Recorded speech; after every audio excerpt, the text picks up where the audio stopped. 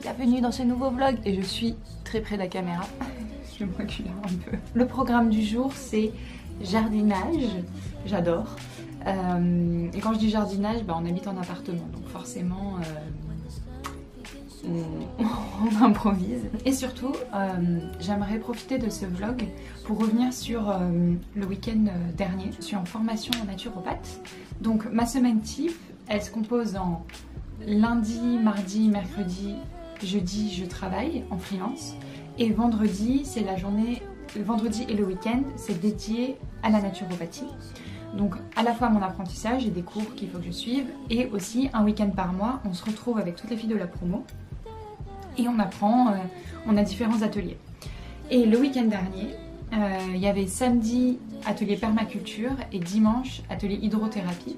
Donc hydrothérapie, j'ai pas amené ma caméra parce que nous étions nus dans un sauna, donc peut-être pas. Mais samedi, j'ai vlogué un petit peu.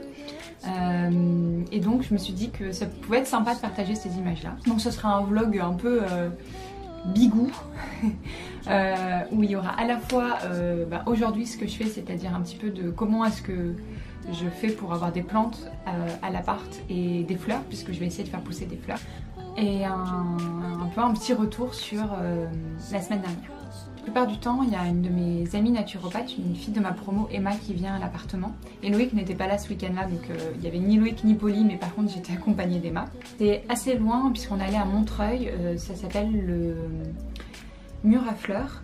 Et c'est absolument magnifique, c'est une femme, Sophie, qui en fait a acheté une parcelle qui était polluée, où avant poussaient des légumes, mais où il y avait une utilisation de pesticides, de glyphosate, etc. Donc le sol est pollué. C'est ensuite une décharge et elle est en train de tout nettoyer et de faire pousser, non pas des fruits et légumes puisque le sol étant pollué, ce serait pas fou, mais des fleurs sauvages. Et c'est absolument magnifique. Donc elle nous a partagé un peu son projet. On a appris les grands enseignements de la permaculture.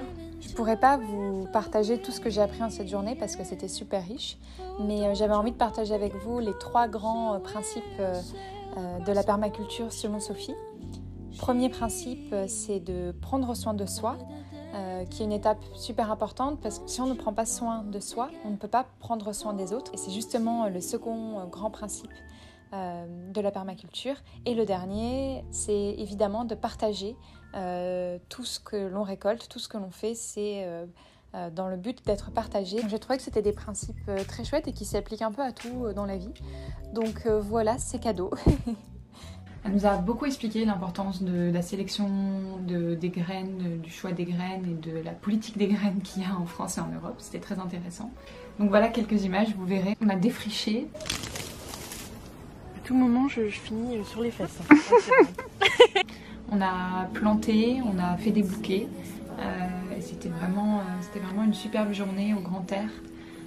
C'est top, donc je vous recommande vraiment. Et je sais qu'en plus, ils font parfois des ateliers avec les enfants.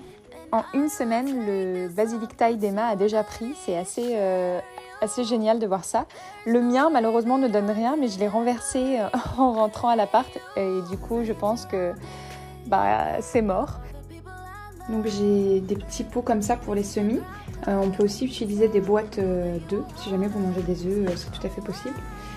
J'ai toutes mes graines, donc j'en ai pas mal puisque c'est celles que j'ai achetées au mur à fleurs. Et j'ai aussi certaines que ma belle-mère m'a données, une amie aussi. Voilà, donc j'ai un peu de boulot. L'idée c'est de tout préparer, de mettre là-dedans et ensuite une fois que les graines auront germé et qu'il y aura une pousse, je pourrai éventuellement les transvaser dans cette jardinière, mais là c'est vraiment pas pour tout de suite. Donc j'ai du compost mais que j'utiliserai plutôt pour mes plantes après, du terreau universel. Et donc en fait on commence par humidifier un tout petit peu le terreau universel. Ensuite on le met dans les petits pots à semis. On tasse un petit peu mais pas trop. Il faut que ce soit comme un petit coussin, un petit matelas un peu moelleux, mais il ne faut pas du tout que ce soit trop compact. Et ensuite, on va pouvoir mettre les graines. et je reproduis vraiment les acquis appris par Sophie. Donc c'est tout simple, hein, c'est vraiment juste on tasse un peu de terre. Il ne faut pas mettre les graines trop loin puisque sinon elles n'auront jamais la force de sortir. Donc en général c'est 1,5 fois la taille de la graine et c'est des toutes petites graines donc c'est vraiment rien. Et on pince la terre pour activer le tout et bien faire comprendre à la terre que là il va se passer quelque chose. Et voilà, je les positionne du côté de mon potager. J'ai un potager, je crois que ça s'appelle Lilo. Les trucs prêts à pousser, ça fonctionne pas mal.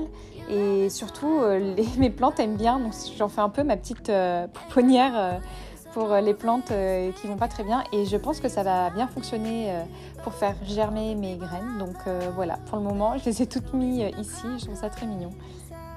Ensuite, j'avais pas mal de boulot sur mes plantes parce que j'en ai beaucoup. Et donc, il fallait certaines les rempoter, rajouter de la terre ou de l'engrais, les arroser, nettoyer les feuilles, couper certaines feuilles. Bon. Et en fait, je me suis rendu compte que ça ferait peut-être l'objet d'une vidéo en soi, un petit plante tour. Comme ça, je pourrais vous présenter l'ensemble de mes plantes parce qu'en fait, j'en ai beaucoup trop et que le vlog aurait été trop long. Donc voilà, ce sera pour une prochaine fois.